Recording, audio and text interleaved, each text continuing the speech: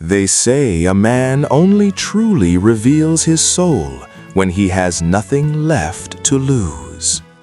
On a Tuesday evening in 1885, inside a narrow pass known as the Devil's Anvil, an old man named Jericho sat on a wooden trunk. He was bleeding from the shoulder. He had 3 bullets left in his rifle, and riding toward him, kicking up a storm of dust and violence, were 20 armed men. He could have run. He could have saved himself, but behind him, vanishing into the sunset, was a wagon carrying the only thing that mattered. So Jericho didn't run. He lit a match, he checked his sights, and he prepared to show 20 men that the most dangerous thing in the West isn't a fast gun. It's a man who has decided where he is going to die. But to understand why he stayed, we have to go back to where the wheel broke. The sun over the Nevada territory was not a guest, it was a tyrant. It beat down upon the cracked earth with a hammer of white-hot iron, bleaching the bones of cattle and turning the air into a shimmering veil of heat waves that danced like ghosts on the horizon. In this land, mercy was as scarce as water, and time seemed to stretch, melting like wax under the gaze of the unrelenting sky. Moving slowly across this inferno was a single wagon, a tiny speck of wood and canvas in an ocean of red rock and sagebrush. The canvas cover was torn, gray with age and dust, flapping weakly in the hot, dry breeze. The wood of the wagon frame creaked and groaned, a rhythmic song of exhaustion that echoed the heartbeat of the man holding the reins. His name was Jericho. He was not a young man. His face was a geological map of deep canyons carved by time, sun, and regret. His beard was gray, thick, and matted with the red dust of the trail. His eyes, hidden beneath the brim of a sweat-stained hat, were the color of faded denim. Eyes that had seen too much of the world's ugliness and not enough of its beauty. His hands, wrapped loosely around the leather reins, were scarred and calloused. Hands that had held many guns, dug many graves, and now simply wanted to rest. Inside the wagon slept Sarah and her young son, Toby. They were innocent souls, too soft, too fragile for this wild, lawless country that chewed up the weak and spat them out. Jericho had promised their dying father, a man he had once owed a life debt to, that he would get them to the green, mist-covered valleys of California. A promise was the only currency Jericho had left that was worth a damn in a life spent chasing bounties and running from memories. The heat was a physical weight. It pressed down on Jericho's shoulders. He could taste the dust. It was metallic, like old copper. He watched a hawk circling high above, riding the thermals, waiting for something to die. Jericho felt a kinship with that hawk.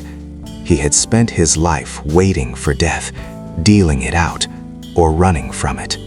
But the desert has ears, and it listens for weakness. They had been running for 3 days. Behind them, a day's ride back but closing fast, was the dust cloud.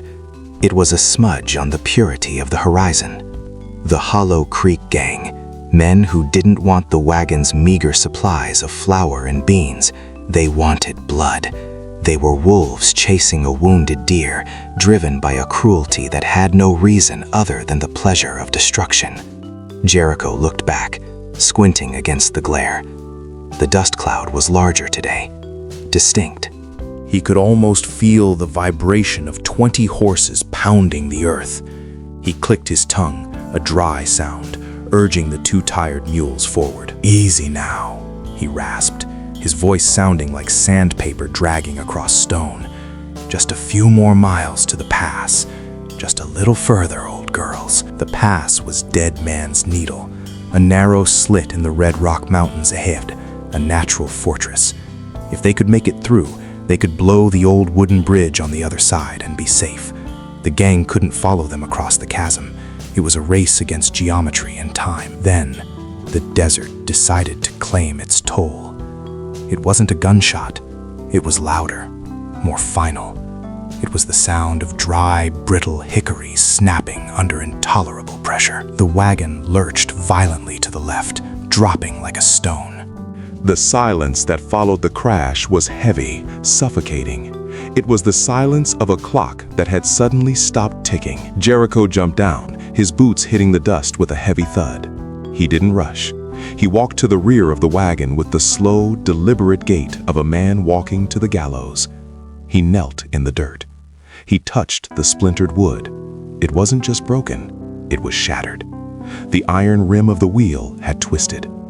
He looked up at the sun. It was beginning its slow descent, painting the jagged rocks in shades of violent orange and bruised purple. He looked back at the horizon. The dust cloud was no longer a smudge.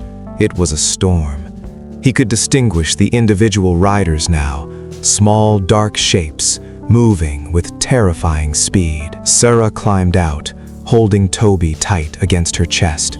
Her dress was faded, stained with sweat and travel. Her face was pale, eyes wide with the primal fear of a mother who knows she cannot protect her child. "Can you fix it, Mr. Jericho?" she asked. Her voice was thin, trembling like a leaf in a gale. Jericho looked at her. Then he looked at the boy. Toby was only 6. He had his father's eyes. He was clutching a small wooden toy horse. Jericho felt a sharp pain in his chest that had nothing to do with the heat. He took off his hat and wiped his brow with a dirty rag. He did the math. To fix the axle, he needed a fresh log of seasoned oak, tools he didn't have, and 3 hours of labor they didn't own. The gang would be here in less than 40 minutes. The mules were too tired to carry the wagon's weight, even if he dragged it. He knew then. He had known it the moment the wood snapped. There was no escape for all of them. The equation was simple. Cold. Cruel. "Take the mules," Jericho said softly. He began unhitching the animals with calm, deliberate movements, his hands steady despite the adrenaline coursing through his veins. "What?" Sarah asked, confusion clouding her fear. "Cut the traces," Jericho ordered, his voice leaving no room for argument. "Put the boy on the gray mule. You take the brown one. Ride for the needle. Don't stop for water, don't stop to rest, and for God's sake, don't look back." "But what about you?" Sarah's eyes widened as the realization hit her. She watched him walk to the back of the wagon. She saw him pull out his long-range Sharps rifle, a heavy, single-shot buffalo gun that could take a man's arm off at 500 yards. She saw him sling his heavy gun belt over his shoulder, the brass cartridges glinting in the sun. She saw him drag a heavy wooden trunk out into the road. "I'm too old to ride bareback, ma'am," Jericho lied.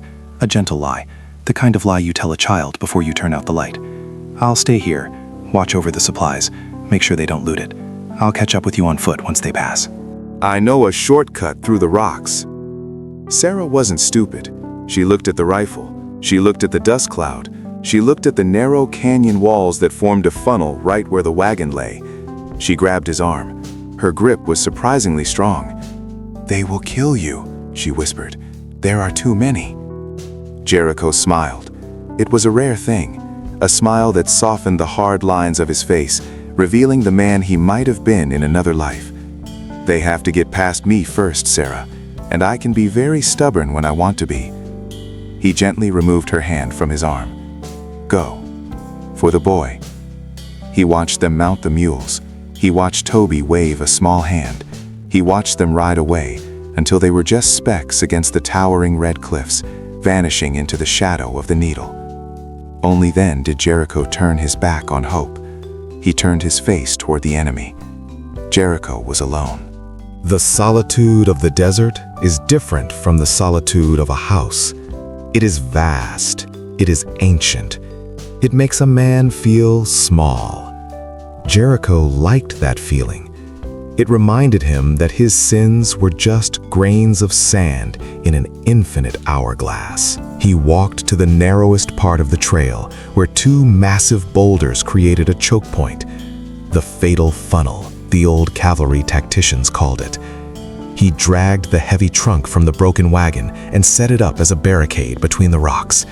He placed his ammunition box next to it, opening the lid. The brass shells sat in neat rows, like little soldiers waiting for orders. He uncorked his canteen and took a long, slow drink of warm water. It tasted like metal and life. He savored it, letting it wash away the dust in his throat. It might be the last drink he ever took. He sat down behind the trunk. He checked his Sharps rifle. He opened the breech, checked the bore, and slid a massive .45-70 cartridge into the chamber. The mechanism closed with a solid, reassuring clunk. He checked his two Colt Navy revolvers, spinning the cylinders. Click, click, click. The sound of reliability. He placed one on the trunk and kept the other in his holster. Then he waited. Waiting is the soldier's trade. Jericho had spent years waiting. He had waited in the trenches of Vicksburg while cannonballs screamed overhead. He had waited in the muddy streets of Deadwood for a bounty to walk out of a saloon. He knew how to slow his breathing. He knew how to become part of the stone. The sun dipped lower. The desert turned gold. The beauty of it was heartbreaking. He watched a small lizard crawl out from under a rock, its throat pulsing. It looked at him with ancient reptilian eyes, indifferent to the violence that was coming. "You'd best hide, little friend," Jericho whispered. "It's going to get loud." Memories began to drift through his mind like smoke. He remembered the woman he once loved in San Antonio before the war changed him. He remembered the smell of rain on sagebrush. He remembered the face of the first man he ever killed. A boy, really, in a blue uniform. He wondered if that boy was waiting for him on the other side. The rumble grew to a roar. The ground beneath his boots began to tremble. The dust cloud arrived, swallowing the sun. Out of the haze rode 20 men. They were loud, shouting, drunk on the thrill of the hunt and cheap whiskey. Their horses were frothed with sweat. They saw the broken wagon and cheered, a ragged, ugly sound. They slowed down, expecting easy prey. They expected a woman screaming. They expected a man begging. What they found was silence. They saw a single figure, sitting on a trunk in the middle of the road, a hat pulled low, a rifle resting easy on a knee, a statue carved from the dust itself. The leader of the gang rode a massive black stallion. His name was Red Miller. He wore a red scarf and a coat dusted with the grime of 100 crimes. He signaled for his men to stop. The 20 riders fanned out, forming a loose semicircle about 50 yards away. The horses snorted and stomped, sensing the tension. Red Miller laughed. It was a dry, humorless sound, like dry branches breaking. He rode forward a few paces, confident in his numbers. Confident in his invincibility. "Lost your wheels, old man," Red shouted. His voice echoed off the canyon walls. "Where's the girl? Where's the boy? Don't tell me you ate them." The gang chuckled, a ripple of cruelty. Jericho didn't shout. He didn't stand. He didn't even look up from the sight of his rifle. He simply adjusted his hat. "Go back, Red," Jericho said. His voice wasn't loud, but it carried in the canyon acoustic like a church bell. "This road is closed." Red Miller frowned. He wasn't used to defiance. Not from one man. Not when he had an army. "You know who I am, old man." "I know you," Jericho replied calmly. He finally looked up, his eyes locking onto Red's. "You're a man who scares women and shoots horses. You're a buzzard, Red. And buzzards don't fly in this canyon." Red's face darkened. His hand drifted to the pearl-handled pistol at his hip. "You think you can stop us?" One broken down old man against 20 guns? I'll cut you into pieces and feed you to the coyotes.